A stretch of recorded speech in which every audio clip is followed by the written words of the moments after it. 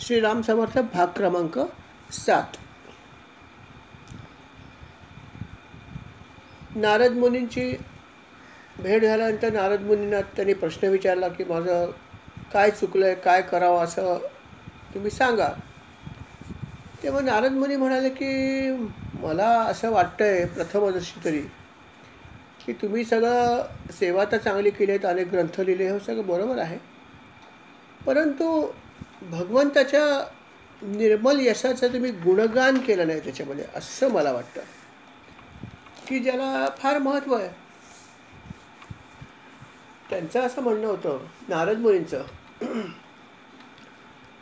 की जोपर्यंत आपण भगवंताच्या विशेषतः श्रीकृष्णाच्या ज्या लीला आहेत त्याचं भक्तिभावाने वर्णन करत नाही, रसपूर्ण भावाने वर्णन करत नाही, तोपर्यंत त्याला परिपूर्णता येणार नाही. आपण सगळ्या गोष्टी सांगितल्यात पण त्याच्यामध्ये म्हणावा तितका रस नव्हता, भक्ती तितकीशी नव्हती, किंवा ते ऐकल्यावर भक्ती निर्माण होत नव्हती, आणि म्हणून कदाचित तुम्हाला समाधान मिळत नसेल. नारद मुनीने असं सांगितलं की असं आहे की एखादा श्लोक भले तो कितीही चांगला रचला असला पण त्याच्यामध्ये जर भगवंताची स्तुती किंवा गुणगान नसेल तर तो श्लोक काही कामाचा नाही आपल्या. किंबहुना एखादा असा श्लोक जरी समजा असला की ज्याची रचना कदाचित दूषित शब्दांनी भरलेली असू शकते, परंतु त्याच्यामध्ये जर भगवंताची स्तुती असेल, भक्ती असेल आणि भाव असेल तर असा श्लोक भगवंताला पोचतो, किंबहुना भगवंताला असा श्लोक आवडू शकतो, आणि अशा श्लोकामुळेच पापांचा नाश होतो. आणि म्हणून मला असं वाटतं की आपण जे काही सेवा केलेली आहे तिच्यामध्ये कदाचित या गोष्टीचा अंतर्भाव नसावा, असं घडलं असणार नक्कीच. इतकंच कशाला, मला असंही वाटतं की आपण वेदांची पण अनेक सेवा केली, वेदांचे भाग केले, अर्थात भाग करण्यासाठी तुम्ही अभ्यास केला असेलच, अनेक शिष्याला वाटून दिलं सोपं करण्यासाठी, हे सगळं ठीक केलं, परंतु वेदामधून सुद्धा असं जर बघितलं तर जास्त करून त्यांनी हेच सांगितलं की तुम्ही वेगवेगळे कर्म करा आणि त्यातून वेगवेगळं फळ मिळवा, आणि हे सगळं मिळवण्यासाठी काय करावं हे सगळं सांगण्यासाठी जे काय होतं त्याच्यामध्ये तुम्ही ते सोपं करून लोकांना सांगितलं वेदांचे भाग करून. म्हणजे तुम्ही दुसऱ्या शब्दामध्ये सकाम कर्म करण्याचीच आज्ञा दिलीत ना. मग सकाम करण्याची आज्ञा ही काय फार चांगली गोष्ट नाही आहे, जरी ते धार्मिक कृत्य असलं तरी. बघा काय त्यांनी सांगितलं आहे सुंदर, सकाम सेवा करणं किंवा सकाम कृत्य करणं धार्मिक ही काय फार चांगली गोष्ट नाही. आणि ते व्यासानं म्हणतात की तुम्ही जे काही वेदांची फोड केलीत, जे काही केलं त्याच्यामध्ये भरपूर भाग असाच आहे की ज्याच्यामध्ये तुम्हाला सकाम कर्म करायला सांगितले, सकाम क्रिया करायला सांगितल्यात. मग ही काय फार चांगली गोष्ट नाहीच आहे. आणि हे सगळं जे काय आहे त्याच्यामध्ये तुम्ही लोकांना ते सोपं करून सांगितलं. म्हणजे एक प्रकारे आपण सकाम करण्याची आज्ञाच लोकांना दिली आहे ना. कारण वेद हे आज्ञा करतात, वेद तुम्हाला सल्ला देत नाहीत. पुराण ग्रंथ सल्ला देतात मित्रासारखे, असं म्हणलंच आहे ना भागवताच्या सुरुवातीच्या अध्यायात. तसं वेद हे आज्ञा देतात. म्हणजेच काय की तुम्ही सकाम करण्याची एक प्रकारे लोकांना आज्ञाच दिलीत ना, आणि हे काही चांगली गोष्ट नाहीच आहे. मग अशा सगळ्या गोष्टी जर तुम्ही केल्या तर मग कसं काय तुम्हाला आनंद मिळावा, कदाचित हेही कारण असू शकतं. कारण भगवंताची स्तुती, भगवंताच्या लीलांची कथा सांगणं ह्याला फार महत्त्व आहे, आणि हे जो मनुष्य करतो तोच भक्तिमार्गामध्ये पुढे येतो. आणि याचा थोडासा जो काय तो अभाव तुमच्या या सगळ्या सेवेमध्ये आहे असं मला वाटतं. आणि म्हणून तुम्ही आता त्याचा विचार करा की या सेवेमध्ये खरोखर तुमच्या रसाळपणा किती होता, भक्ती किती होती, हे मला सांगा तुम्ही. जसं असं म्हणतात की वाल्मिकी रामायण जे आहे ते वाल्मिकी रामायण एक आहे आणि तुलसी रामायण दुसरं आहे. तर तुलसी रामायणमध्ये खूप भक्ती आहे असं म्हटलं जातं की ते भक्तिपूर्ण आहे जास्त. आणि वाल्मिकी रामायणमध्ये कथा आहे अर्थात सगळी रचल्या वाल्मिकी ऋषींनी. परंतु खऱ्या अर्थाने जर तुम्हाला भक्ती वाढवायची असेल तर ते दुसरं जे रामायण आहे त्याला महत्त्व आहे खूप. तसाच काहीसा प्रकार इथे आहे की जरी एवढे सगळे ग्रंथ जरी त्यांनी लिहिले असले तरी पण त्याच्यामधून रसाळपणा किंवा भक्ती तितकीशी येत नसावी, होत नसावी. आणि म्हणून त्यांना हे अशा प्रकारचं वाटत होतं की मला समाधान मिळत नाही, मी समाधान नाही. आणि हे सगळं नारद मुनींनी त्यांना फोड करून सांगितलं की हेच असणार, दुसरं काही कारण माझ्या ज्ञानाप्रमाणे नाही. हे सगळं सांगत असताना ते स्वतः आणखीन एक त्यांनी उदाहरण दिलं नारद मुनींनी. ते म्हणाले बघा तुम्हाला हे सगळं सांगतोय मी, त्याच्याबरोबर तुम्हाला अजून एक सांगतो की माझी पूर्वजन्माची कथा ऐका काय आहे ती, त्यातून पण तुम्हाला बराचसा बोध मिळेल असं नारद मुनींनी सांगितले. आणि मग नारद मुनींनी स्वतः ती कथा सांगितली आपल्या आधीच्या जन्माची, नारद मुनी होण्यापूर्वी. बघा ही ज्यांनी पहिल्यांदा ऐकतात त्याला ही नवीनच असेल. ते म्हणाले की असं होतं की आधीचा जो माझा जन्म होता त्याच्यामध्ये मी एका दासीचा मुलगा होतो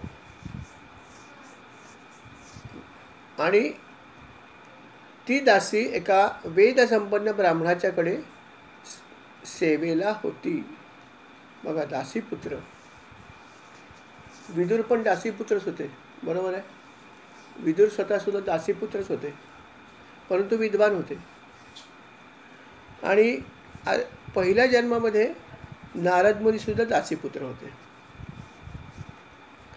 त्यांनी असं सांगितलं की मी लहान होतो आणि तिथे काही त्या ब्राह्मणाच्या घरी काही योगी लोक आले चातुर्मासासाठी आणि तिथे अर्थात त्यांनी मला काहीतरी सेवा करायला दिली. तसा आम्ही लहानच होतो, खेळण्याचंच वय होतं लहान असल्यामुळे, खोड्या करणं वगैरे. पण मी लहान होतो तरी पण माझं एक वैशिष्ट्य होतं की मी कुठल्याही प्रकारचा खोड्या करत नव्हतो. आता लहान मुलांचं नॉटीनेस हा किती अंगीभूत असतो की त्याने खोड्या नाही केल्या तर कोण करणार असं आपण म्हणतोच ना. पण ते म्हणले की मी लहान होतो तरी पण खोड्या वगैरे काही करत नव्हतो. इतकंच कशाला, सगळी इंद्रिय माझ्या अधीन होती. बापरे, इथे किती मोठी गोष्ट आहे की लहानपणी तर इंद्रिय स्वाधीन असण्याचा प्रश्नच येत नाही. तेव्हा हा प्रश्नच नाही, म्हणजे माहीत पण नसतं की असा काय प्रकार असतो. पण त्या काळी त्यांच्या लहानपणी त्यांची इंद्रिय त्यांच्या स्वाधीन होते. म्हणजे बघा त्यांची अवस्था काय असेल लहानपणी, पूर्वजन्मात सुद्धा. ते म्हणाले की इंद्रिय माझ्या स्वाधीन होती, खेळण्या बागडण्यापासून मी दूर होतो. आणि जसं मला आज्ञा दिली की बाबा यांची सेवा कर, मी त्यांची सेवा करतो. त्यांनी आणखीन एक सांगितलं माझं दुसरं वैशिष्ट्य हे होतं त्या जन्मामध्ये लहानपणी मी फार कमी बोलत होतो. बापरे, किती मोठा भाग सांगितला. विचार करा, कमी बोलणं हा किती महत्त्वाचा भाग आहे. आपल्याला मोठेपणी हा उपदेश असतो की वाणीवर संयम ठेवा. जिथे गरज नसेल तिथे बोलू नका, गरज असेल तिकडे जरूर बोला, प्रश्न नाही आहे. पण अनाठाई बोलू नका असं सांगितलेलं आहे. वाणीवर संयम ठेवा. आणि किती संयम कोण करू शकतो हा आपला आपला भाग आहे. परंतु लहानपणी तर हा भाग लागू नये. परंतु त्यांनी सांगितलं की लहानपणी सुद्धा मी अतिशय कमी बोलायचं. म्हणजे हा भाग सुद्धा त्यांच्याकडे होता लहानपणापासून. म्हणजे किती गुणसंपन्न होते बघा. लहानपणी जे इतका नियंत्रण असेल तर पुढे काय बघायचीच गरज नाही. आणि अशा प्रकारे ते म्हणले की वाणीवर पण माझा संयम होता. आणि अर्थात हे सगळे गुण बघितल्यावरती त्या योग्यांना माझी खूप कौतुक वाटलं आणि त्यांनी माझ्यावर अनुग्रह केला. नंतर ते जे काही अन्न ग्रहण करायचे योगी होते, त्यांचं जेवण झाल्यावर त्यांच्या जे काय अन्न शिल्लक राहायचं पात्रामधलं ते अन्न मी दिवसातून एकदा खायचो. आणि त्याच्यामुळे काय घडलं तर त्यामुळे माझी सर्व पापे नाहीशी झाली. बघा काय गंमत आहे. आपल्या याच्यात पण असं सांगितलं जरा की शुद्ध आणि पवित्र अन्न मागून खावं.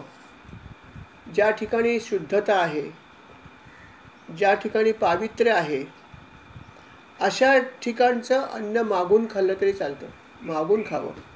कारण का की तिथे या सगळ्या गोष्टी असतात, बऱ्याच गोष्टी त्याच्या घरात होत असतात. ज्या घरामध्ये भरपूर भक्ती होते, भरपूर नामस्मरण होतं, अशा घरचं अन्न जरूर खावं.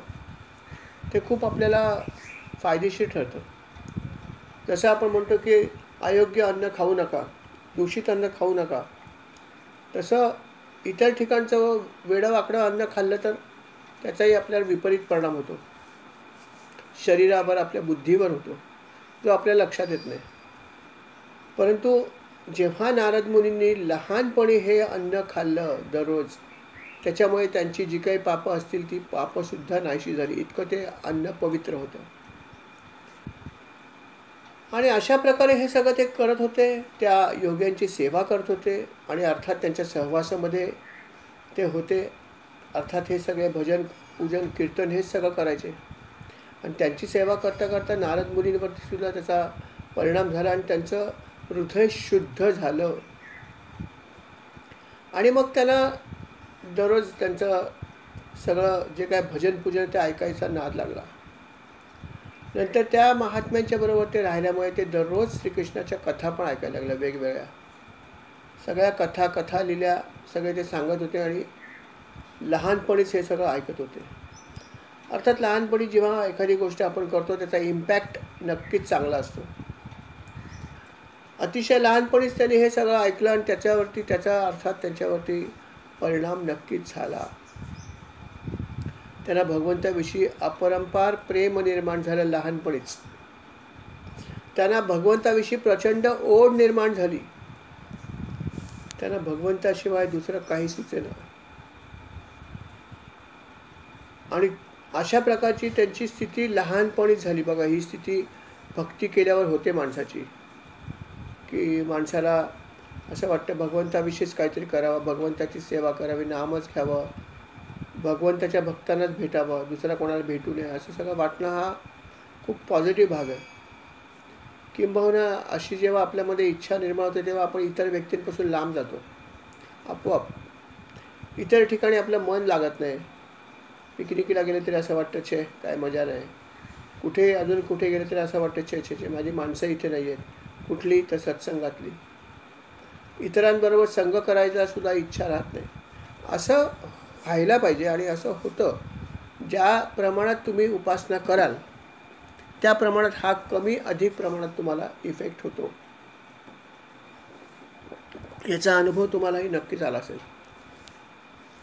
आणि नारद मुनी लहानपणीच त्यांनी हे सगळं केल्यामुळे त्यांच्यावर हा अर्थात प्रादुर्भाव झाला आणि त्यांच्या मनामध्ये फक्त भगवंताविषयी खूप दृढ असा विश्वास निर्माण झाला, प्रेम निर्माण झालं. त्यांची बुद्धी स्थिर झाली एका ठिकाणी. आणि अशा प्रकारे ह्या महात्म्या योगांबरोबर ते संपूर्ण दिवस व्यतीत करत आणि त्यांची सेवा करत असत.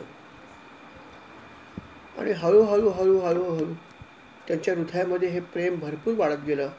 भक्ती त्यांच्या हृदयामध्ये होती ती प्रचंड प्रमाणामध्ये वाढू लागली, श्रद्धा वाढू लागली. आणि त्याच्या जोडीला अशी गोष्ट घडली की हे जे योगी होते यांना सुद्धा या नारद मुनींचं खूप कौतुक वाटलं, या लहान मुलाचं. आणि म्हणून त्यांनी काय केलं की तिथून निघण्यापूर्वी अतिशय प्रेमाने त्यांनी भरपूर असा गुप्त आणि गुह्य ज्ञानाचा उपदेश पण केला. आणि अर्थात अनुग्रह आधी दिला होताच आणि गुप्त ज्ञानसुद्धा जे असतं ते सगळं त्यांनी दिलं. आणि हा सगळा उपदेश जेव्हा त्यांनी ऐकला तेव्हा त्यांना लक्षात आलं की काय संसार आहे, काय नाही आहे, सगळ्या गोष्टी त्यांना लक्षात आल्या. अर्थात फक्त ज्ञानामुळे नाही तर भक्तीने सुद्धा लक्षात आलं. लक्षात ठेवा, भक्तीला खूप महत्त्व आहे. ज्ञान आणि भक्ती दोन्ही पाहिजे. आणि त्यांच्याकडे भक्ती निर्माण झाल्यावर मग त्यांना ज्ञान मिळालं. बघा, भक्ती पहिली पाहिजे आणि भक्ती मिळाल्यावर ज्ञानसुद्धा मिळवावं नक्कीच. त्याच्यामुळे तुम्ही लवकर पुढे जाता. आणि अर्थात अशा प्रकारे त्यांनी ज्ञान आणि भक्ती या दोन्ही गोष्टी मिळवल्या लहानपणीच. अर्थात ही सगळी कथा ऐकत होते त्यावेळेस मध्येच व्यासमुनींना थोडंसं काही विचारावं वाटलं. ते म्हणाले, तुमची कथा खूप रोचक आहे मुनीवर, यात शंकाच नाही आहे. पण तुम्ही मला हे थोडंसं सांगा ना, की ते महात्मे गेल्यानंतर तुम्ही तुमचं पुढचं आयुष्य कसं व्यतीत केलं, आणि मग तुमच्याबरोबर तुमच्या घरातली कोण मंडळी होती, ते त्यांनी तुम्हाला कशा प्रकारची मदत केली, हे पण थोडंसं मला सांगा. त्यानंतर आपण शेवटी कशा प्रकारे आपलं शरीर त्याग केलं, काय काय केलं, हे पण तुमचं थोडंसं कौटुंबिक भाग मला सांगा. हा पण मला ऐकायची इच्छा आहे. कारण कौटुंबिक पार्श्वभूमी असलेला मनुष्य कशा प्रकारे राहतो हे पण त्यातून समजण्याचा भाग आहे, नाही का? अध्यात्म करत असताना कौटुंबिक मनुष्य कसा करतो हे खरोखर जाणून घ्यावं. एखादी आध्यात्मिक व्यक्ती भेटली तर तो काय काय करतो, कशा प्रकारे आपलं कौटुंबिक कर्तव्य पार करत करत ही सेवा करतो, हे जाणून घेणं फार महत्त्वाचं आहे. आणि म्हणून अचूक प्रश्न व्यासांनी विचारला की आपण कसं कसं काय काय केलं हे सांगा लहानपणी महात्मे गेल्यानंतर. तेव्हा ते म्हणाले की तुम्ही प्रश्न फार अचूक विचारला हो. तर ऐका मी काय सांगतो ते. म्हणाले, असं घडलं की मला ज्याने उपदेश केला ते सगळे तर यथावकाश मला अनुग्रह आधी दिला, आणि नंतर मग यथावकाश ज्ञानाचा उपदेश केला, आणि मग नंतर निघून गेले. मी तर लहान होतोच, प्रश्नच नाही. मला वडील नव्हते, माझी आई होती. आईचा मी एकुलता एक पुत्र होतो. त्यात माझ्या आई एकतर अबला स्त्री, परत ती काही विशेष तिने शिक्षण घेतलेलं होतं, अज्ञानी होती, आणि शिवाय ती दासी होती एका ब्राह्मणाच्या घरी. आणि मला दुसरा कोणाचा आश्रय नव्हता, कोणी नातलग नव्हतं, कोणी नव्हतं, काही नव्हतं. एक आईच माझी सर्वस्व होती, आणि मी इतका लहान होतो. अर्थात आईला माझी खूप काळजी होती. त्यामुळे आईने मला अगदी सगळ्या कुठेही गेले तर ती मला बरोबर घेऊन जायची. आणि अर्थात आई अशी माझी खूप काळजी घ्यायची. मला खूप काही मदत करायची आईला इच्छा असायची, पण मी खूप लहान होतो. काय मदत करू शकतो? 5-6 वर्षाचा मुलगा काय आईला मदत करू शकतो? काहीच नाही, त्याला समजत पण नसतं. तर माझी इतकी छोटी अवस्था होती, आणि त्यामुळे मी आईला काही विशेष मदत करू शकलो नव्हतो, कारण की मी खूप लहान होतो. जेमतेम 5 वर्ष वय माझं. मला काही समजत नव्हतं. आणि ते म्हणलं की असं घडलं की वय माझं 5 वर्ष होतं, आणि आई सेवा करायची ब्राह्मणांच्या घरी दासी म्हणून. एक दिवस माझी आई अशीच रात्रीच्या वेळेस बाहेर गेली, आणि गाय हंबरते म्हणून ती म्हणली, चला गाय का हंबरते बघूया, म्हणून ती गोठ्याच्या बाजूला गेली. आणि त्यावेळेस जाताना रस्त्यामध्येच एक साप तिथे उभा होता, काळा कभिन्न. आणि तो साप जो आहे त्या सापावर तिचा पाय पडला, आणि पाय पडल्याबरोबर अर्थात त्या कालसर्पाने तिला दंश केला. आणि कालसर्पाने जेव्हा दंश केला तिला तत्काळ मृत्यू आला, काही संधी मिळाली नाही, आणि रात्रीची वेळ होती. अर्थात हे सगळं घडलं तेव्हा नारद मुनींचं वय 5 वर्ष होतं. परंतु ते असं म्हणाले त्यावेळेस की हे असं घडून सुद्धा मी असा विचार केला की भगवंत नेहमी कृपा करण्यासाठी सगळ्या गोष्टी करतो. तो कधी भक्तांचं अहित करत नाही. आणि माझ्या आईनेच मला ह्या महात्म्यांची भेट घडवून दिली. माझ्या आईमुळेच मला हे महात्म्य मिळाले, ज्यांचा अनुग्रह मिळाला, त्यांच्याकडून मी अनेक गोष्टी शिकलो.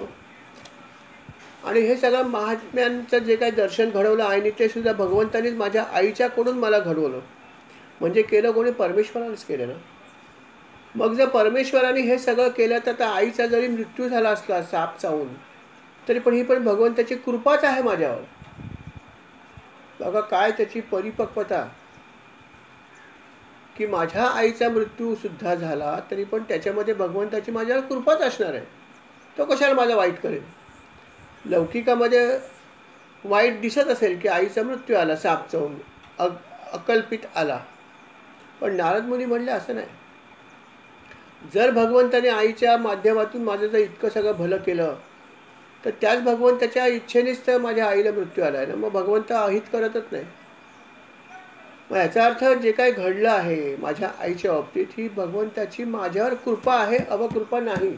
आपले किती किती सुंदर विचार आहे बघा. अशा प्रकारचं विचार करणं खरंच कठीण आहे. आपण ते लगेच म्हणतो काय परमेश्वरा कुठे झोपलायस. थोडा त्रास झाला की म्हणतो परमेश्वर झोपलाय, मी इतकं चांगलं करतोय तरी पण मला काही तू मदत करत नाही, असं आपल्याला वाटत असतं. पण नारद मुनी लहानपणी असं म्हणले की नाही नाही नाही नाही, भगवंताची ही माझ्यावर कृपा आहे. असं त्यांनी म्हणलं, आईला नमस्कार केला, यथावकाश तिथून ते निघाले आणि सरळ उत्तर दिशेकडे त्यांनी चाल केली. चालत निघाले उत्तर दिशेला. अर्थात कुठे जायची ही जागा ठरलेली नव्हती. दिशा फक्त उत्तर पकडली आणि निघाले. एका गावातून दुसऱ्या गावात, दुसऱ्या गावातून तिसऱ्या गावात, एका देशातून दुसऱ्या देशात, नद्यामधून, पर्वतामधून, खोऱ्यामधून अनेक वेगवेगळ्या ठिकाणून त्यांनी फिरण्याचा क्रम चालू ठेवला आणि जोडीला त्यांचं नामस्मरणार्थ चालू होतं. अशा तऱ्हेने ते भरपूर भरपूर भरपूर त्यांनी पदभ्रमण केलं. अर्थात कुठेही जायचं कुठे हे त्यांचं ठरलेलं नव्हतं. फक्त ते चालत होते आणि भगवंताचं नाम मात्र त्यांचं सतत चालू होतं, यात शंका नाही. त्याच्यानंतर मग असं घडलं की ते एका ठिकाणी पोचले आणि तिथे सुंदर नदी होती. आणि नदी जेव्हा त्याने बघितलं त्यांना खूप छान वाटलं. जलाशय अतिशय सुंदर होतं, स्वच्छ पाणी होतं. व त्यात त्यांनी स्नान केलं. तिथलं ते पाणी प्राशन केलं आणि मग ते एका झाडाखाली आसन घालून शांतपणे ध्यानस्थ बसले. अतिशय सुंदर असं स्थान होतं. कधी कधी आपण बघतो ना की एखादं स्थान इतकं सुंदर असतं की आपल्याला वाटतं इथे येऊन बसावं, काही करू नये, छान बसावं, शांतपणे नाम घ्यावं, ध्यान करावं, जे काय असेल ते. बेलसरेंनी पण असं लिहिलं आहे की तुम्हाला नाम घ्यायचं असेल, ध्यान करायचं असेल तर तुम्ही समुद्रकिनारी पण जाऊ शकता, पण गजबजलेल्या नव्हे. तर तुम्ही जाल बीचवरती एखाद्या आणि म्हणा बेलसरेंनी सांगितलं आम्हाला नामस्मरण करायला, इथे कसं करू, इथे सगळे फेरीवाले, भेळवाले, हत्तीवाले, घोडेवाले, उंटवाले, काय काय लोक असतात तिथे. आणि मग इथे तुम्ही नामस्मरण कसं करणार. बरोबर आहे, तसं नाही, एकांतात जा सांगितलं. पण एकांतामध्ये ज्या गोष्टी त्यांनी सांगितल्या त्याच्यामध्ये समुद्राला पण त्याने महत्त्व. त्यांनी सांगितलं समुद्रकिनारी पण जरूर जा, तिथे नामस्मरण करा, करून बघा कसा अनुभव येतो, नक्कीच चांगला येणार. आणि म्हणून जेव्हा ह्या अशा सुंदर ठिकाणी आले त्यांच्या मनात आपोआप इच्छा झाली की इतकी छान जागा आहे तर आता इथे आपण छानपैकी भगवंताचं ध्यान करूया. आणि स्नान संध्या त्यांनी केली नेहमीप्रमाणे आणि मनोमन भगवंताचा प्रार्थना केली. भगवंताच्या चरणाचं ध्यान त्यांनी करायला सुरुवात केली अतिशय भक्तिभावाने. जेव्हा अशी उत्स्फूर्त इच्छा होते ना तेव्हा नक्कीच चांगलं होतं. लक्षात ठेवा, आपल्या मनात जेव्हा असं कधीतरी वाटतं की नाही आता छान बसावं, इथे नाम घ्यावं, असं स्वतःहून वाटणं आणि ठरवून करण्यात फरक आहे. ठरवून सुद्धा होतं, नाही असं नाही. परंतु जेव्हा आपल्या मनात अशी इच्छा होते की अरे काय जागा आहे, इथे जर आपण बसलो तर किती मजा येईल, असं वाटायला पाहिजे. जसं एखादं हॉटेल बघितल्यावर वाटतं की अरे या हॉटेलमध्ये एकदा जेवायला पाहिजे, अशा इच्छा आपोआप येतात नाही का. या ठिकाणी फिरायला पाहिजे, या ठिकाणी जेवायला पाहिजे, अशा काय काही इच्छा येतात. असंही आम्हाला कधीतरी वाटलं पाहिजे की किती सुंदर जागा आहे, अशा ठिकाणी बसलं तर किती आनंद येईल, अशा ठिकाणी नाम घेतलं तर किती आनंद येईल, असं वाटलं पाहिजे. आणि असं वाटणं याचा अर्थ की भगवंताचं प्रेम तुम्हाला येत आहे. आणि प्रेम येणं हे फार महत्त्वाचं आहे. आणि अशा प्रकारे त्यांच्या मनामध्ये प्रचंड प्रेम आलं होतं आणि होतंच. आणि म्हणून त्या सुंदर अशा नदीच्या किनाऱ्यावर ते छानपैकी ध्यान लावून बसले. भगवंताच्या चरणकमलांचं ध्यान त्यांनी सुरू केलं. अर्थात मनामध्ये एकच इच्छा होती की भगवत प्राप्तीची इच्छा मनात ठेवून अतिशय उत्कटतेने त्यांनी ध्यान करायला सुरुवात केली. ध्यान करता करता त्यांच्या डोळ्यातून अश्रूंच्या धारा वाहू लागल्या. किती सुंदर ध्यान नाही का, की ध्यान करता करता अश्रू यावेत. भगवंतच दिसला असणार, त्याच्याशिवाय कसे येणार. आणि अर्थात अशा प्रकारे त्यांचं ध्यान रंगलं होतं आणि त्यांच्या हृदयामध्ये भगवंत प्रकट झाले हळूहळू.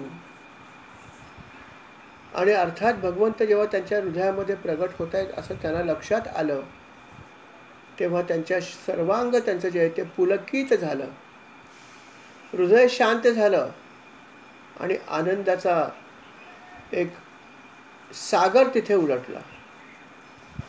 आणि त्या आनंदाच्या ह्या सागरामध्ये ते बुडून गेले स्वतःला. त्यांना कशाचंही भान राहिलं नाही आहे.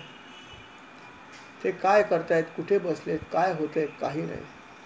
कारण भगवंताचं हे जे रूप होतं हे त्यांनी त्या ठिकाणी बघितलं ध्यानामध्ये. खरंच असं होणं किती नशीबवान आहेत, नाही का? आणि त्यांनी असं म्हटलं की भगवंताचं ते जे रूप मी बघितलं ते अनिर्वचनीय रूप होतं. त्याचं मला वर्णन करणं शक्य नव्हतं. ते रूप वर्णिले न जाय, असं राम पाठामध्ये म्हणले. मेघश्याम सावळा, कासे पितांबर पिवळा, गळा वैजंती माळा, मुक्ता हार डोलती, अंगी चंदनाची उटी, केशर कुस्त्री लल्लाटी, अमूल्य रत्ने शोभती मुकुटी, कर्णे कुंडली चमकती. सुंदर वर्णन आहे रामपाठामध्ये. आणि अशा प्रकारचं त्याने म्हणलं की वर्णन मला करता येणार नाही असं रूप दिसलं मला, असं त्यांनी म्हणलंय. आणि हे सगळे रूप बघताना ते सगळं विसरून गेले. त्यांचं ध्यान हरपलं आणि अचानकपणे ते रूप नाहीसं झालं. आणि नाहीसं झाल्यावरती त्यांची समाधी तुटली. त्यांनी बघितलं, अरे हे रूप इतके वेळ दिसत होतं, आता दिसत नाही आहे. त्यांना खूप दुःख झालं. त्यांनी खूप प्रयत्न केला परत ते रूप बघण्याचा. परत त्यांनी ध्यान लावलं, खूप प्रयत्न केला, पण ते रूप त्यांना काही दिसलं नाही. आणि त्यामुळे त्यांना खूप दुःख निर्माण झालं. भगवंताचं ते रूप त्यांच्या परत एकदा बघायची अशी त्यांची तीव्र इच्छा झाली. त्यांनी खूप प्रयत्न केले, वारंवार प्रयत्न केले, मन स्थिर करण्याचा प्रयत्न केला, खूप प्रयत्न केले, भगवंताची प्रार्थना केली, तरी पण ते रूप त्यांना परत दिसलं नाही. आणि त्यामुळे त्यांच्या मनामध्ये व्याकुलता निर्माण झाली. बरोबर आहे, एखादा परम आनंद आपण जर घेतला तर मग दुसऱ्या गोष्टींचा आनंद आपल्याला मिळत नाही. सर्वोच्च आनंद एकदा मिळवला ना, आणि मग तो सर्वोच्च आनंद मिळाला, तो आनंदच आपल्याला पाहिजे असतो, इतर नकोच असतो. भैरवी ऐकल्यावर इतर राग ऐकायची इच्छा नसते. भैरवी झाल्यावर आपण काही गातच नाही.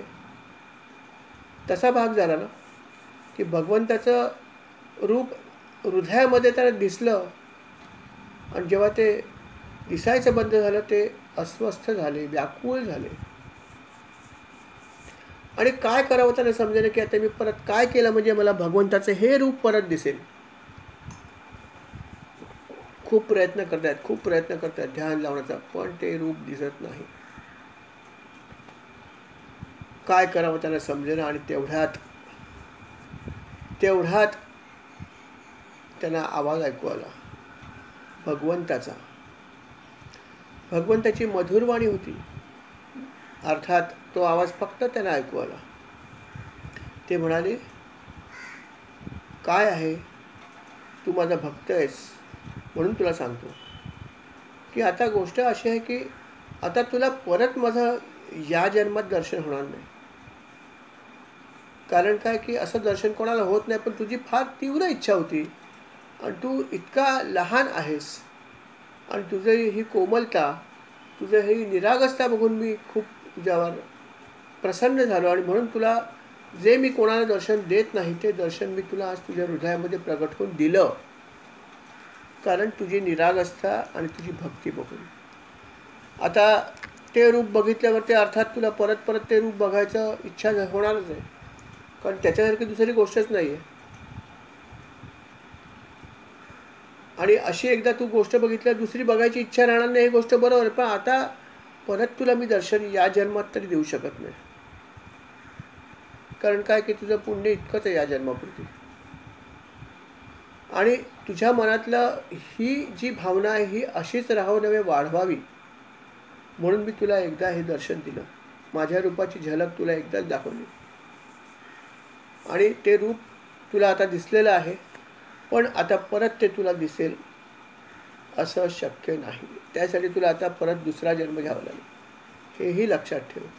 पण तुला पुढल्या जन्मात परत नक्कीच हे रूप माझा दिसू शकेल. अर्थात तुला त्या जन्मात सुद्धा माझी सेवा करावी लागेल किंवा तुला तपश्चर्या करावी लागेल, हे बरोबर आहे. परंतु तुला त्या जन्मामध्ये नक्की माझं दर्शन होईल हे मी तुला सांगतो खात्रीपूर्वक.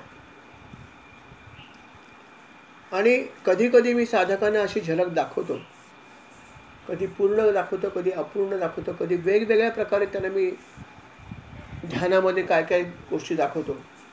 त्याचं कारणच हे असतं की त्यांच्या मनामध्ये असलेल्या सगळ्या बाकी इच्छा त्यामुळे कमी होतात. जेव्हा आपल्याला असा अनुभव येतो ध्यान करताना, तेव्हा खरंच त्याचा परिणाम थोडा होतो की इतर गोष्टीमधला आपला थोडा रस कमी होतो, नको वाटतं सगळं. कधी खूप वेळा असं होऊ शकतं.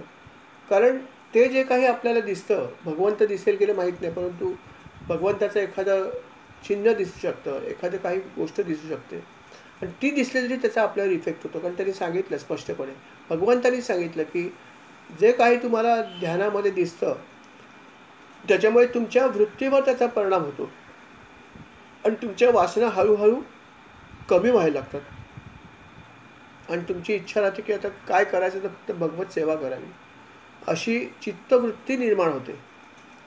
आणि म्हणूनच मी वेगवेगळ्या प्रकारे लोकांना दर्शन देतो. सगुण रूप सगळ्यांना दाखवत नाहीच नाही, परंतु वेगवेगळ्या प्रकारे मी तुम्हाला, जेव्हा तुम्ही अशा प्रकारे बसता तेव्हा मी तुम्हाला हे वेगवेगळ्या प्रकारे दृष्टांतातून दिसतो. म्हणून तर ज्ञानेश्वर महाराज पण म्हणतात ना की देवाची या द्वारी उभा क्षणभरी, या अभंगाचा इथे थोडासा लागू होत आहे. देवाची या द्वारी उभा क्षणभरी तेणे मुक्तिचारी, की जर तुम्ही देवाच्या द्वारी एक क्षणभर उभे राहिलात, द्वारी म्हणजे असं नाही की समोर उभं राहणं, जेव्हा तुम्ही भगवंताचं नाम घेत भगवंताचं ध्यान करता तेव्हा कधी कधी एकच क्षण तुम्हाला भगवंत दिसतो आणि तेणे मुक्तिचारी साधी आल्या. हा पुढचा भाग आहे त्याचा, की देवाची या द्वारी उभा क्षणभरी तेणे मुक्तिचारी पारी. त्याचा अर्थ असा होतो की तेव्हा कधी कधी तुम्हाला क्षणभर वीज चमकल्यासारखं भगवंताचं रूप दिसतं किंवा भगवंताच्या रूपातल्या काही गोष्टी दिसतात आणि तेवढं तुम्हाला पुरेसं आहे की तुम्ही तेच करत राहाल आणि म्हणून दिसतं. म्हणून ज्ञानेश्वरांनी अतिशय सुंदर असा हरिपाठामध्ये हे तरी तो अभंग त्यांचा आहे की देवाची या द्वारी उभा क्षणभरी तेणे मुक्तिचारी साधी आली. सगळ्या मुक्ती सगळं काय मिळतं, फक्त हे असं घडलं पाहिजे. आणि नारद मुनींच्या बाबतीत हे घडलं आणि हे भगवंतांनी सांगितलं की हे तुला रूप मी तेवढ्यासाठी दाखवलं आहे आणि आता तुला पुढल्या जन्मी माझं दर्शन पण होईल, परंतु या जन्मात आता तुला इतकंच मिळणार आहे, हे लक्षात ठेव. एक प्रकारे भगवंतांनी बाकी भक्तांना पण मार्गदर्शनच केलं या प्रकारे. हे नारदांची कथा ऐकून की आपणही जेव्हा कधी नाम घेतो, ध्यान करतो, जे काय आपण करतो त्याच्यामध्ये सुद्धा आपल्याला अशी अनुभूती येऊ शकते, लक्षात ठेवा. पण त्याच्यासाठी एकाग्रतेने केलं पाहिजे. आपण हे जे काय करतो ते करताना जितकी एकाग्रतेवर सगळं अवलंबून आहे. एक भाग म्हणजे एकाग्रता पाहिजे आणि दुसरा भाग म्हणजे एकांत पाहिजे. हाही भाग महत्त्वाचा आहे. लोकांतामध्ये हा येणं अनुभव कठीण आहे, कारण आपल्याला जाणीव असते की बाजूला आसपास लोक आहेत, त्यामुळे एकांतामध्ये हे अनुभव येऊ शकतात. आणि म्हणून त्याने एकांतेचं असं अनेक वेळा सांगितलं, भगवंतांनीच सांगितलं भागवतामध्ये की तू एकांतात जाऊन माझ्या उपदेशाप्रमाणे हे सगळं कर, असं भगवंताने उद्धवाला सांगितलं. म्हणल्यावरती संपलाच विषय नाही का.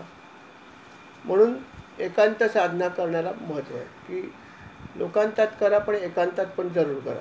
आणि तुम्ही जितक्या एकाग्रतेने एकांतात कराल तेवढा तुम्हाला अनुभव येईल, नक्कीच येतो, यात शंका नाही. तर अशा प्रकारे त्यांनी हे नारदाला उपदेश केला आणि म्हणाले की आता तू चिंता सोडून दे आणि फक्त माझं नाम घेत राहा. अर्थात भगवंताकडून हे ऐकल्यावरती त्यांच्या मनात जी काय अस्वस्थता होती ती गेली. ते म्हटलं हरकत नाही, ठीक आहे, आता भगवंतानी सांगितलं म्हटल्यावर मला काही चिंता नाही. भगवंत त्याला हेही म्हणाले की तू जेव्हा परत जन्म घेशील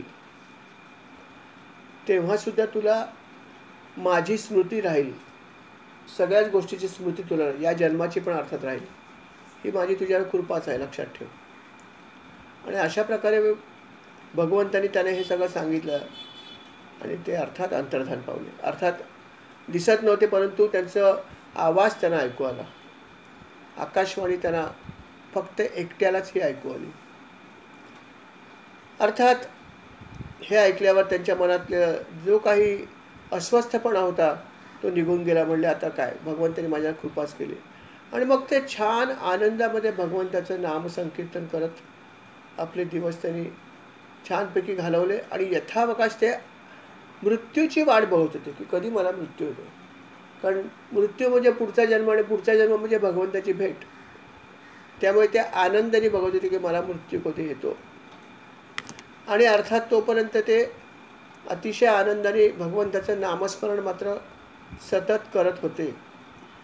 बाकी आसक्ती तर काही राहिली नव्हतीच.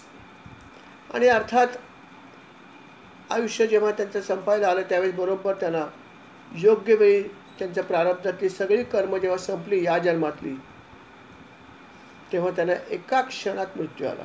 योग्य समय, एका क्षणात. आणि त्यांनी हे शरीर सोडून दिलं. यथावकाश हे सगळं झालं. त्यांनी शरीर तर सोडून दिलं. पुढे असं घडलं की हे जे भगवंत आहेत, नारायण असं त्यांना म्हणलं होतं, आदिनारायण, प्रलय झाल्यावरती त्यांनी समुद्रामध्ये शयन करायचं ठरवलं होतं. त्याच ब्रह्मदेवानी सुद्धा त्यांच्या हृदयामध्ये शयन करायचं ठरवलं.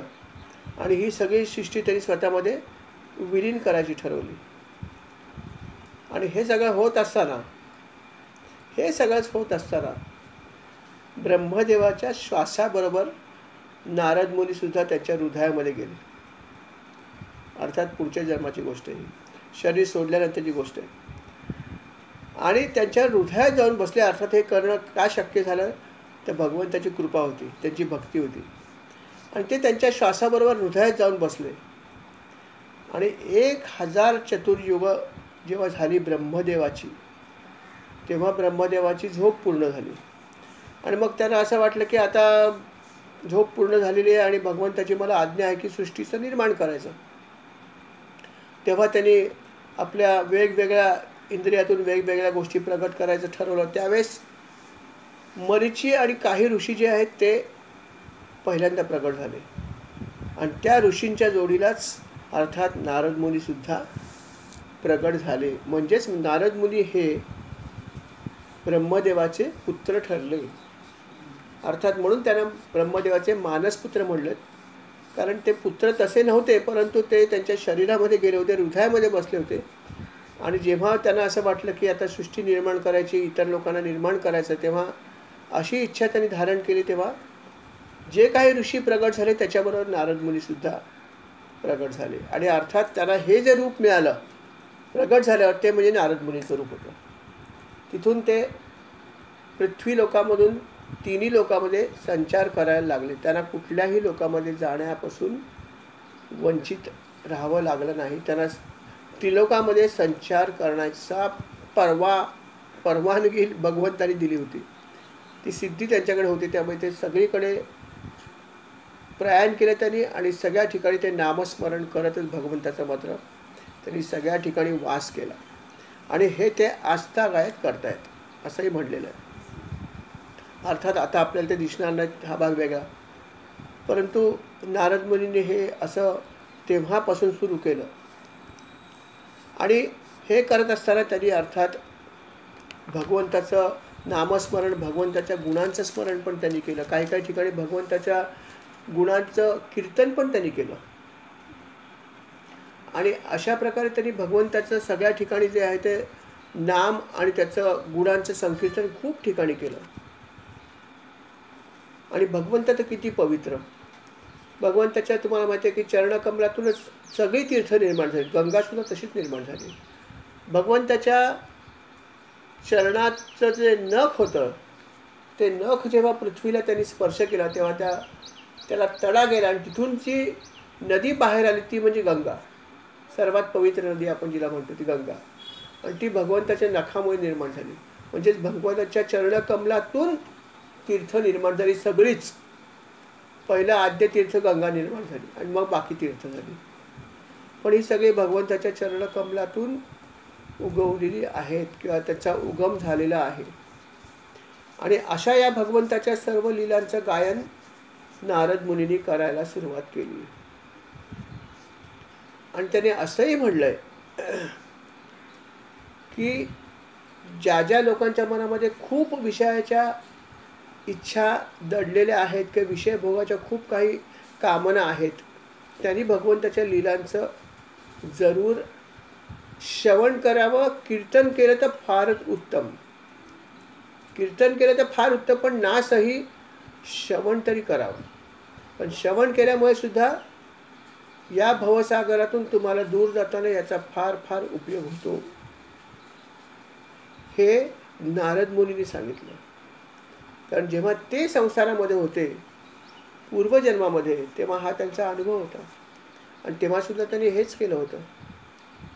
आणि म्हणून त्यांनी सांगितलं की आता या कलियुगामध्ये सुद्धा या भवसागरातून जर तुम्हाला पार करायचं असेल तर तुम्ही जे काही करता, नामस्मरण करता, त्याच्या जोडीला भगवंताच्या लीलांचं श्रवण आणि कीर्तन सुद्धा करता आलं तर जरूर करा. हा तुम्हाला खूप महत्त्वाचा भाग आहे. त्यांनी असं म्हणलं की हे एक प्रकारचं जहाजच आहे, संसाररूपी समुद्रातून पार करण्यासाठी हे एक जहाज आहे, असं नारद मुनींनी सांगितलं. जहाजासारखं आहे. आणि अर्थात भगवंताच्या लीलांचं श्रवण करायला आणि कीर्तन करायला आनंदच आहे ना. तो काय वृक्ष भाग नाही आहे, तो काय वृक्ष उपदेश नाही आहे किंवा तो वृक्ष वर्णन नाही आहे. भगवंताच्या लीला हा रसवान आहेत, त्याच्यामुळे आपल्या मनामध्ये अर्थात खूप भक्ती निर्माण होते आणि म्हणून याला खूप महत्त्व आहे. आणि म्हणून त्याने असं सांगितलं की तुम्ही याचा वारंवार करा. त्याच्यामुळे तुमच्या ज्या वासना आहेत त्या क्षीण होतील हळूहळू, लगेच होणार नाहीत. तुम्ही म्हणाल की दाखवा किती झाल्या, असं नाही होत, वेळ लागतो, पण होतं नक्की. आणि हे ठामपणे सांगितलं कोणी? नारद मुनी. नारद मुनी म्हणतात हे सगळं अनुभव माझा स्वतःचा अनुभव आहे. असं नाही की काहीतरी ऐकलं आणि काहीतरी सांगतोय. काही अनुभव हे आपल्याला स्वतःलाही येतात, तसे त्यांनाही ते अनुभव आलेले आहेत. सगळ्या संतांनी हा अनुभव घेतलेला आहे आणि ते सगळे अनुभव संतांनी लिहिलेले आहेत. म्हणून त्याला महत्त्व आहे की उपदेश ऐकताना सुद्धा, म्हणून बेलसरे नेहमी म्हणतात ना की उपदेश किंवा एखादी गोष्ट तुम्हाला ऐकायची असेल तर त्याच्यासाठी एखादी भक्त व्यक्तीला तुम्ही निवडा. फक्त एखाद्या व्यक्तीने याचा अभ्यास केला आहे, शिक्षण घेतलं आणि त्याच्यावरती जर तो बोलला तर त्यातून तुम्हाला काही विशेष मिळणार नाही, कारण त्याच्याकडे साधनेची जोड नाही. त्याच्यासाठी खरोखर जो मनुष्य भक्ती मार्गामध्ये आहे आणि त्यांनी जर थोडा अभ्यास केला असेल तर त्याच्या मुखातून तुम्ही जरूर ऐका, कारण साधनेची जोड त्याला लागते आणि त्याच्यामुळे तुम्ही हे ऐकलेलं तुम्हाला नक्कीच पचनी पडतं, हे बेलसरेंचं म्हणणं आहे. आणि अशा प्रकारे हे जे नारद मुनी आहेत यांनी हा सगळा अनुभव जो आहे तो सांगत होते ते व्यासमुनींना. ते म्हणाले की लक्षात ठेवा अनेक मार्ग आहेत, पण त्या सर्व मार्गापेक्षा हा सोपा मार्ग आहे आणि म्हणून मी तुम्हाला हे सगळं सांगतो आहे. असं नाही तर मी माझी कथा कोणाला सांगितली का आजपर्यंत? खरोखर नारदांची कथा आपल्याला काही एवढी माहीत नव्हती, परंतु भागवतामध्येच फक्त ही मी त्या वाचली आहे. याच्या पलीकडे मला कुठल्या पुस्तकात कधी वाचण्याचा योग नाही आला. आणि ते स्वतः पण असंच म्हणाले व्यासमुनींना की मुनीवर आपल्याला हे सगळं सांगायचं कारण काय, तर आपल्याला हे सगळं पटेल मला माहिती आहे, म्हणून मी माझ्या पूर्वजन्माचा पहिले तुम्हाला सांगितलं की काय माझी पार्श्वभूमी होती आणि मी काय केलं आणि आता काय करतोय, हे तुम्हाला मी मुद्दाम सांगितलं. आणि हे मी करतोय त्याचा मला किती आनंद होतो याचं वर्णन करायला शब्द नाही आहे. आणि म्हणून तुम्ही हे लक्षात ठेवा, जे मी तुम्हाला सांगितलं आहे त्याच्यावर विचार करा की काय केलं तर काय नाही केलं ते करण्याचा प्रयत्न करा.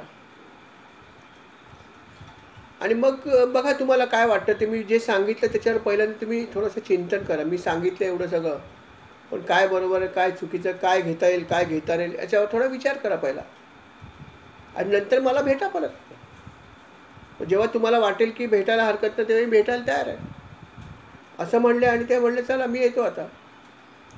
नारायण नारायण. आणि अशा प्रकारे नारद मुनी तिथून अंतर्धान पावले. अर्थात भगवंताचं नाम घ्यायचे तर ते अंतर्धान पावले. आणि अशा प्रकारे नारद मुनीने तर आपलं काम केलं होतं. आणि असं म्हणायला हरकत नाही की आता हा भाग जो आहे तो बॉल जो आहे तो यांच्या कोर्टात पडला होता. आता व्यासमुनींना हे ठरवायचं होतं की आपण काय करावं. पहिल्यांदा जे काही उपदेश केला आहे त्याचं थोडंसं मनन केलं पाहिजे. जसं आपण अभ्यास करतो, शाळेमध्ये शिकतो काहीतरी, कॉलेजमध्ये शिकतो काहीतरी, घरी आल्यावर थोडंसं होमवर्क शाळेमध्ये मिळतं, कॉलेजमध्ये देतात आपल्याला. कॉलेजमध्ये देत नाही हल्ली, परंतु होमवर्क असतं का तर घरी जाऊन त्याचं मनन केलं पाहिजे, तरच त्याचं तुम्हाला काहीतरी गुण मिळतील. तसाच भाग इथेही आहे.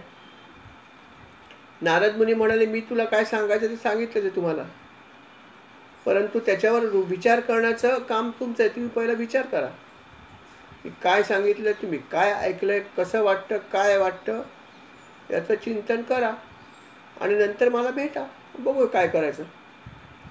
अशा प्रकारे तरी त्याने सांगितल्याने मग अर्थात व्यासमुनींनी चिंतन केलंच असेल. आणि अशा प्रकारचा हा संवाद सगळा आला. आणि अर्थात जसं मी तुम्हाला सांगितलं की या कथेमध्ये भागवत तर संपूर्ण जे आहे ते तर समजा शुकमुनी आणि परीक्षित राजाच्या संवादामध्ये येणारच आहे, परंतु त्याच्या आधी शौनक मुनी आणि सुतांचा पण संवाद चालू आहे. आणि ही कथा शौनक मुनी पण सांगतायत, शौनकांना सूत सांगतायत. शौनक अनेक प्रश्न विचारायचे, तेव्हा सूत मुनीने परत त्यांनी पुढचा प्रश्न विचारला शौनकांना, अहो हे आम्हाला समजलं, पण नारद मुनीने जो अभिप्राय दिला त्याच्यावर व्यासमुनींनी काय केलं हे आम्हाला जाणायचं आहे. त्यांनी कुठल्या प्रकारचं चिंतन केलं, काय केलं, हे काय आम्हाला तुम्ही अजून सांगितलं नाही, ते पण सांगा, पण त्यातूनही आम्हाला बऱ्याच गोष्टी शिकता येतील ना. तेव्हा सूत मुनी म्हणाले की ऐका, पुढे काय घडलं तेही तुम्हाला सांगतो, त्याच्यासाठी अजून काही गोष्टी तुम्हाला सांगतो, ते ऐका. ते म्हणलं की असं आहे की ब्रह्मनदी सरस्वती जी आहे तिच्या पश्चिम तटावर एक शम्याप्रास नावाचा एक आश्रम आहे. आणि ह्या ठिकाणी ऋषी नेहमी जे आहेत ते यज्ञ करतात. आणि या ठिकाणी व्यासांचा सुद्धा अर्थात स्वतःचा आश्रम आहे. आश्रम अतिशय सुंदर आहे, चारी बाजूने खूप झाडं आहेत. आणि अर्थात ते स्वतः राहतात म्हटल्यावर प्रश्नच नाही आहे. अतिशय आध्यात्मिक अशी जागा आहे. आणि या ठिकाणी अनेक इतर ऋषीसुद्धा मुद्दाम येतात, का तर या ठिकाणी येऊन तप करतात. आणि अर्थात या ठिकाणी त्यांचा तप चांगला होतो, कारण ती जागाच तशी आहे. आणि असा हा आश्रम आहे व्यासमुनींचा. शौनक ऋषी जे आहेत त्यांनी त्याच्यावर अजून काही प्रश्न विचारले. ते म्हणाले की अजून आम्हाला एक सांगा की शुकमुनींचं तुम्ही आम्हाला मगाशी कथा सांगितलीत, त्याच्यामुळे तुम्ही असं सांगितलं की शुकमुनी खूप अत्यंत वरच्या दर्जाचे असे साधक होते आणि त्यांना कुठल्याही विषयाचं अर्थात कुठलीही लालसा नव्हती, विषय त्यांच्या स्पर्श पण करू शकत नव्हते. ते नेहमी आत्मचिंतन करायचे. ती कथा आपण ऐकलीच आहे की त्या स्त्रिया ज्या स्नान करत होत्या, विवस्त्र होत्या, पण त्या शुकमुनी तिथून गेल्यावर जागच्या हल्ल्या पण नाहीत, कारण त्यांना काय वाटलंच नाही तसं करावं असं. इतकी शुकमुनींची अशा प्रकारचं त्यांची तपश्चर्या होती की अशा प्रकारचं ते होते वैराग्यशील. तर त्यांनी असं विचारलं की एवढे जर त्या वैराग्यशील होते तर मग त्यांनी या विशाल ग्रंथाचं अध्ययन कशासाठी केलं हे सांगाल का. पण शुकमुनीनेच ग्रंथ सांगितलाय, मग हा ग्रंथ त्यांनी अध्ययन कसा काय केला, कशासाठी केला, असा प्रश्न किती छान विचारला. खरोखर आहे की शुकदेव तर ज्ञानी होतेच, खूप उच्च असे ते साधक होते. मग असं असताना सुद्धा त्यांनी या ग्रंथाचं का अध्ययन केलं, कशासाठी केलं हे मला सांगा. तेव्हा त्यांनी उत्तर दिलं की असं आहे की अनेक लोक ज्ञानी आहेत, नाही असं नाही, तरी पण ज्ञान असलं तरी त्यांच्याकडे भक्ती नाही. बऱ्याच लोकांकडे ज्ञानच आहे, भक्ती आहे पण कमी आहे. मग अशा लोकांना भक्ती मार्गात कसं आणणार? आणि ते करण्यासाठी भागवत ग्रंथच लागेल ना. आणि म्हणून ह्या व्यासपुत्रानं सुद्धा या ग्रंथाचं त्यांनी वाचन करावं अशी बुद्धी दिली भगवंतांनी. आणि म्हणून त्यांनी अर्थात तो ग्रंथ वाचायचं ठरवलं. आणि अर्थात जेव्हा त्यांनी तो ग्रंथ हातात घेतला तेव्हा ते वाचतच राहिले. जशी काही पुस्तकं असतात, आपल्याला माहिती आहे की काही काही पुस्तकं अशी असतात की हातात घेतली की पूर्ण केल्याशिवाय ठेवायची इच्छा नसते. अशी काही अद्भुत पुस्तकं असतात, पण अशी पुस्तकं फार कमी असतात. अशी काही आध्यात्मिक पुस्तकं सुद्धा आहेत. डॉक्टर राम भोसलेंचं एक पुस्तक आहे. काय त्या पुस्तकाचं नाव? दिव्यस्पर्शी. करेक्ट सांगितलं. दिव्यस्पर्शी नावाचं पुस्तक आहे. तुम्हाला जर कुठे मिळालं तर बघा. दिव्यस्पर्शी हे त्या पुस्तकाचं नाव आहे. आणि डॉक्टर राम भोसले यांनी ते लिहिलेलं आहे. हल्लीचंच पुस्तक आहे, म्हणजे फार काय जुनं नाही आहे. पण मिळेल की नाही माहीत नाही, बघा. नाही मिळालं तर कळवा, आमच्या वाचनालयामध्ये आहे. हे पुस्तक इतकं सुंदर आहे की ते पुस्तक जर तुम्ही हातात घेतलं तर ते पूर्ण केल्याशिवाय ठेवणार नाही. इतकं ते सुंदर पुस्तक आहे आणि पूर्ण आध्यात्मिक आहे. त्यांनी कशा प्रकारे साधना केली, ती करताना त्यांना काय काय आध्यात्मिक अनुभव आले राम भोसलेंना. ते जे मसाज करायचे, ते कशा प्रकारचा दिव्य मसाज करायचे. त्यांचे शिष्य कोण कोण होते? तर महात्मा गांधी पण होते. हो, क्लायंट्स. शिष्य हा शब्द चुकीचा आहे, बरोबर सांगितलं. शिष्य नाही, क्लायंट्स म्हणा, कारण त्यांचे क्लायंट्सच होते, कारण ते डॉक्टर होते ना. त्यांचे शिष्य नाही, क्लायंट्स जे होते ते अशा प्रकारचे होते की नेहरू होते, गांधी होते, हे भारतातले झाले. पण इंग्लंडची राणीसुद्धा त्यांचे क्लायंट होती. इतकंच नव्हे तर रशियाचा जो त्यावेळेसचा प्रमुख होता तो पण त्यांच्याकडे आला होता. इतकी त्यांची ख्याती पसरली होती. विचार करा की इंग्लंडची राणी आली म्हणजे काय साधी गोष्ट नाही ना. की सगळ्या डॉक्टर्सनी तिला, म्हणजे तिच्याकडे जेव्हा गेले, तिच्याकडे असाच एक समस्या होती. तर त्या समस्येला सगळ्या डॉक्टरांनी सांगितलं काय होऊ शकत नाही, पण या माणसाने ते समस्या सोडवून दाखवली मसाज करून. सुंदर पुस्तकं वाचा तुम्ही. पुस्तक वाचाल तर तुम्ही चकित व्हाल की काय ही विद्या होती आणि ते कशा प्रकारची अध्यात्मविद्या त्यांच्याकडे होती हे ऐकण्यासारखा भाग आहे. हे पुस्तक तुम्ही वाचा. दिव्यस्पर्शी पुस्तक अतिशय सुंदर आहे. आणि ते वसईला काही दिवस येऊन राहिले होते, हाही उल्लेख आहे. हे वसईला जे वज्रेश्वरी वगैरे जो काय भाग आहे, जिथे नित्यानंद स्वामी त्यावेळेस होते, ते इथे असताना राम भोसले इथे आले होते. इथे ते राहिले. त्यांचं त्यांनी मार्गदर्शन घेतलं, त्यांचं आशीर्वाद घेतला आणि ते इथे बरेच वर्ष राहिले. हा सगळा उल्लेख पुस्तकामध्ये आहे. आणि अनेक ओळखीचे आपल्याला कॅरेक्टर्स त्या पुस्तकामध्ये दिसतील. आणि अतिशय रोचक पुस्तक आहे. रोचक म्हणजे रोचकच आहे खूप. तेव्हा हे पुस्तक जर मिळालं तर जरूर वाचा. दिव्यस्पर्शी नाव आहे. ऑथर आहेत डॉक्टर राम भोसले. तर अशी काही पुस्तकं आहेत. त्याच्यामध्ये त्यांनी असं म्हणलं आहे की भागवत ग्रंथ पण असाच होता आणि म्हणून शुकमुनीला ती वाचायची इच्छा झाली आणि म्हणून त्यांनी तो वाचला. आणि अर्थात त्याचा उपयोग भक्ती वाढवण्यासाठीच होणार होता. पण तो शुकदेवानी वाचला तर शुकदेव इतरांना सांगू शकतील. आणि खऱ्या अर्थाने प्रसार जो होणार होता तो शुकमुनींनी सांगितल्यानंतरच पृथ्वीवर खऱ्या अर्थाने प्रसार होणार होता. आणि म्हणून हे काम किंवा ही सेवा शुकदेवांकडून व्हावी म्हणून भगवंतानीच बुद्धी दिली होती की त्यांनी हा ग्रंथाचं अर्थात पारायण करावं किंवा हा ग्रंथ त्यांनी वाचावा. आणि त्याप्रमाणे मग त्यांनी याचं वाचन केलं. अशी सगळी जी आहे ती माहिती सूत मुनी शौनकांना देत होते. त्याच्या पुढे त्यांनी अजूनही बरेच प्रश्न विचारले. त्यांनी हे विचारता मध्येच काही प्रश्न विचारले. महाभारताशी थोडेसे निगडीत असे मध्येच काही प्रश्न विचारले.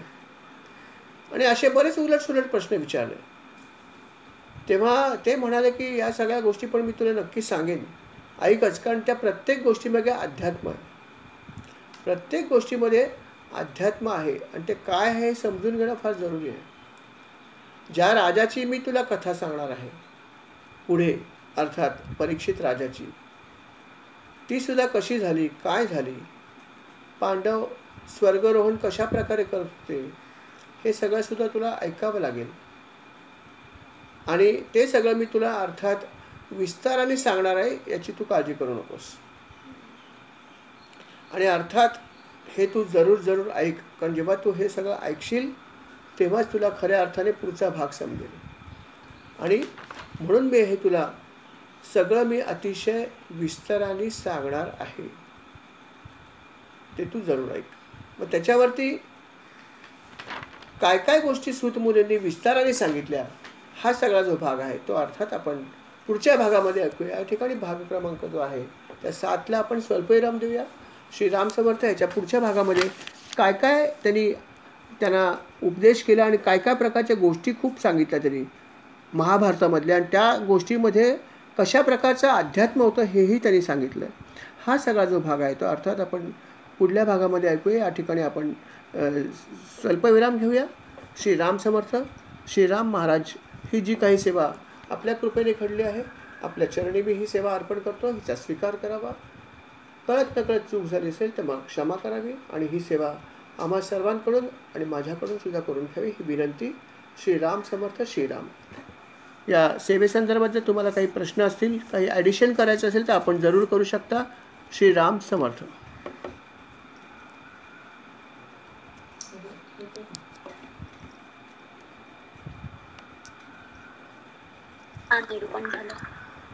हो, खूप छान छान झालं. मोहिनी बोलते. मी ते वाचलंय पुस्तक दिव्य स्पर्श. हा, वाचलंय ना? हो, काय सुंदर पुस्तक आहे. मी ऍड करतो याच्यामध्ये. करू? ऐकायला येते का? ऐकायला येते? हो हो ऐकायला येते? हो हो बोला. हो, येतं येतं. ते